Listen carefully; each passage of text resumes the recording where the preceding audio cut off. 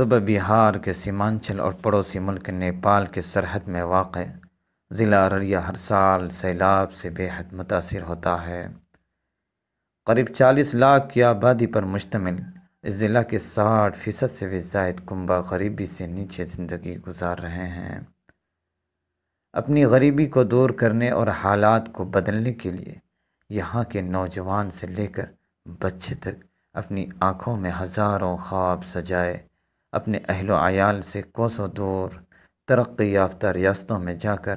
کڑی محنت سے مزدوری کر کے روپے جمع کرتے ہیں، لیکن ان کی پورے سال کی محنت پر ایک ہی جھپک میں نیپال کے آبی ذخائر سے چھوڑے جانے والے پانی اور ضلع سے ہو کر بہنے والی ندیاں پانی پھیر دیتی ہیں اور ان کے خوابوں کی عمارت کو ہر سال آنے والا سیلاب ایک ہی پلک میں اپنے ساتھ بہا لے جاتا ہے۔ بعد ازاں ریاستی حکومت مدد کے نام پر معمولی معاوضہ دے دیتی ہے اور اس معاوضے کو لے کر یہاں کے بھولے بھالے لوگ خوش ہو جاتے ہیں اور پھر ہر آئندہ سال آنے والا سیلاب ضلع میں تباہی مچاتے رہتا ہے۔